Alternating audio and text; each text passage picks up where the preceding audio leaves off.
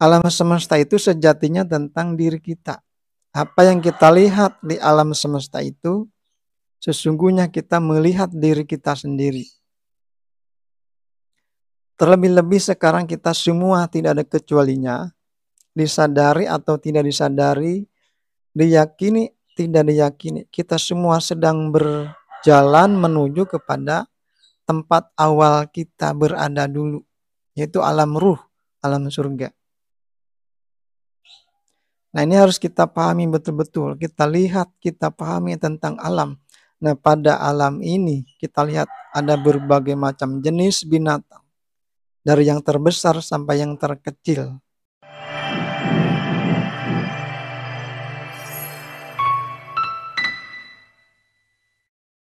Saudara sekalian yang saya cintai dimanapun berada, salam untuk semuanya, sampurasun, rahayu, rahayu, rahayu. Alhamdulillah kita berjumpa lagi, alhamdulillah kita bersyukur bahwa kita semua selalu berada di dalam kasih sayang Tuhan.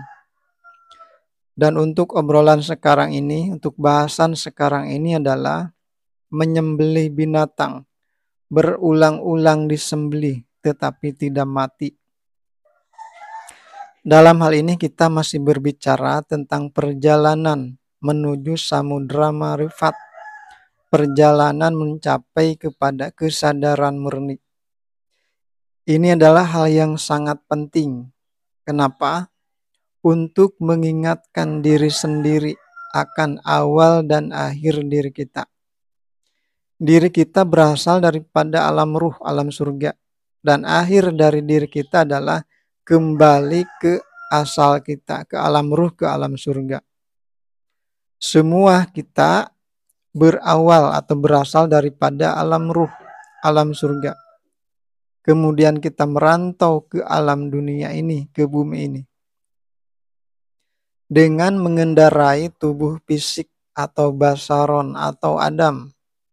Dan dipikulkan kepada kita semua tugas, yaitu sebagai pemakmur bumi, sebagai wakil Tuhan. Kita bekerja, berbuat baik di bumi ini untuk semuanya.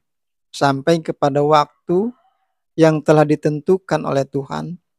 Selanjutnya kita kembali ke alam semula, yaitu alam ruh, yaitu alam surga.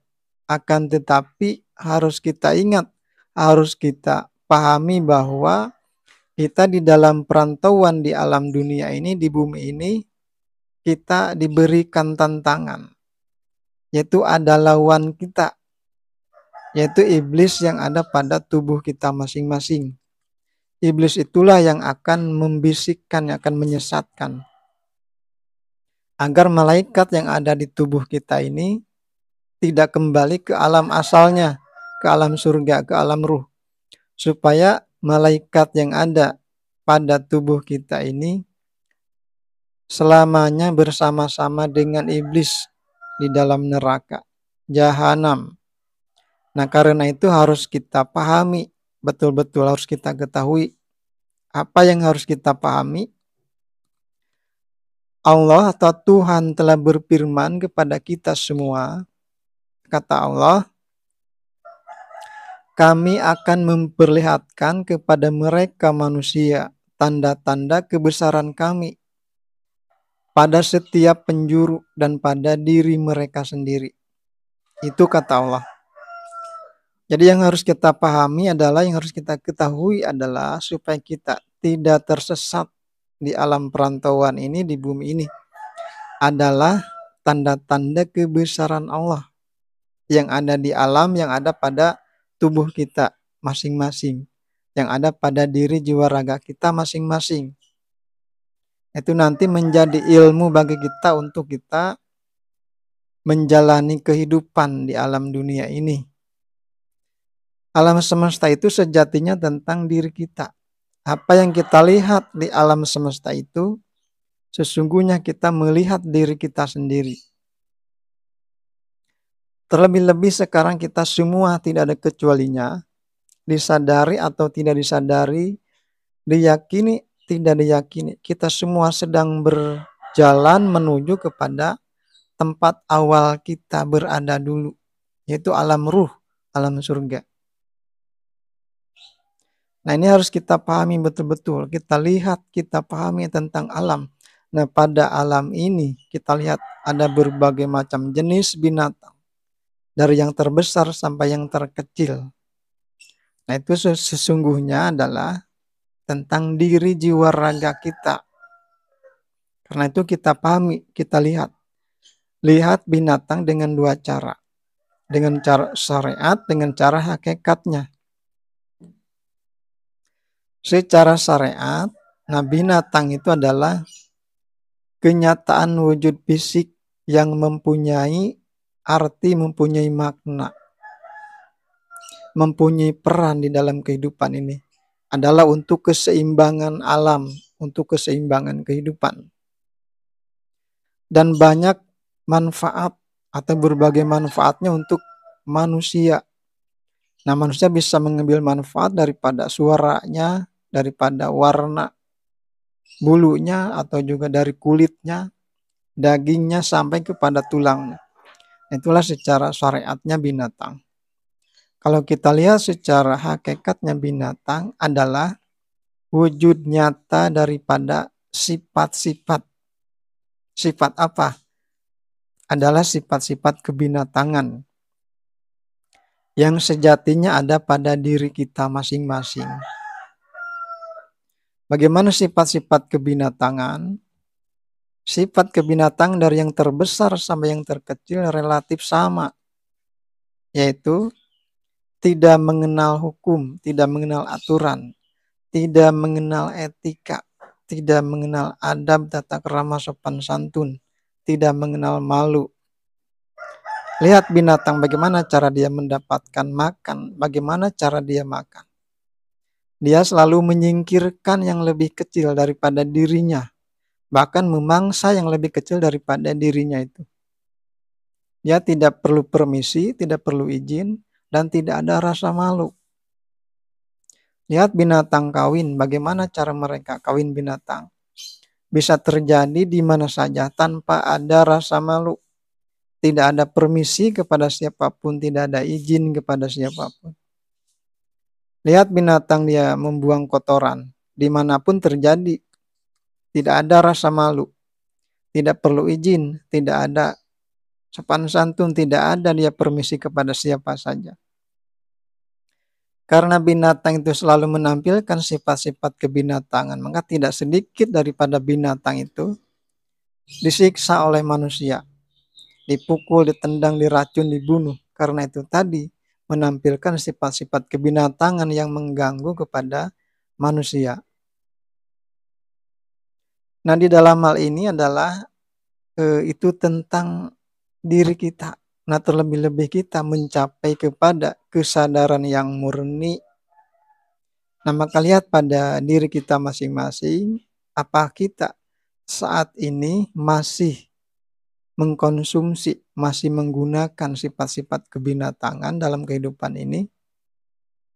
Nah, kalau memang kita masih menggunakan sifat-sifat kebinatangan, masih mengkonsumsi sifat-sifat kebinatangan, nah kita keluarkan satu demi satu, sedikit demi sedikit, sampai habisnya dari sifat kebinatang yang terbesar sampai kepada yang terkecil.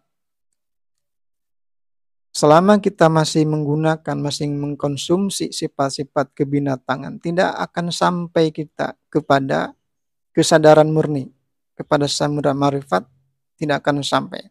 Dan kita tidak akan diterima oleh alam asal kita, yaitu alam ruh, alam surga. Makanya di dalam ibadah haji ke Baitullah, ya bertamu ke rumah Allah, makanya di situ ada ritual menyembelih binatang kurban, menyembelih hewan sembelihan. Nah, itu adalah petunjuk kepada hakikat ma'rifat, petunjuk kepada kesadaran yang murni. Siapa saja apabila kita bertamu ke rumah Allah untuk bertemu dengan Allah, dengan Tuhan di rumahnya, yaitu pada dada kita. Nah, maka kita harus menyembelih sifat-sifat kebinatangan, disembelih, dipotong, dipisahkan dari kita untuk selamanya. Dari sifat-sifat yang terbesar sama sifat-sifat kebinatangan yang terkecil. Nah, kalau sudah bersih, suci, niscaya kita bisa bertemu, berjumpa dengan Tuhan. Bertemu dengan kesucian, kemurnian, kesejatian. Apabila demikian, niscaya kita, akhir kita, yaitu pulang ke awal, ke alam asal, ke alam surga bisa diterima. Nah, kita lihat sifat-sifat kebinatang dari yang terbesar sama yang terkecil. Nah, kita belajar daripada binatang yang terkecil. Binatang yang terkecil adalah binatang yang bersel satu, bersel tunggal, yaitu amuba atau virus. Ya. Amuba atau virus itu dia masih bisa berkembang biak, yaitu dengan cara membelah diri. Di situ ada pelajaran yang sangat mendalam bagi kita. Apabila ada sifat-sifat kebinatangan sekecil apapun pada diri kita, kemudian kita biarkan, tidak kita waspada terhadap kita. Nah, itu nanti sifat kebinatangan yang sangat kecil itu akan berkembang, bisa berkembang nanti. Semakin kita biarkan, semakin ia berkembang, semakin bertambah. Nah, kita akan terjebak lagi di dalam kemaksiatan, di dalam perbuatan yang salah.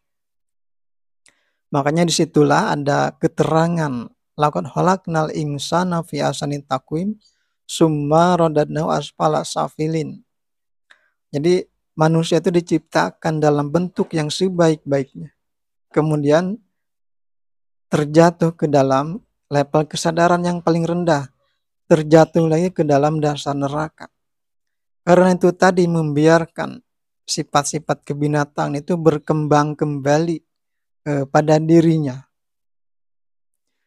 Nah, itulah binatang yang sulit untuk dibunuh, sulit untuk disembelih. Dia akan selalu hidup.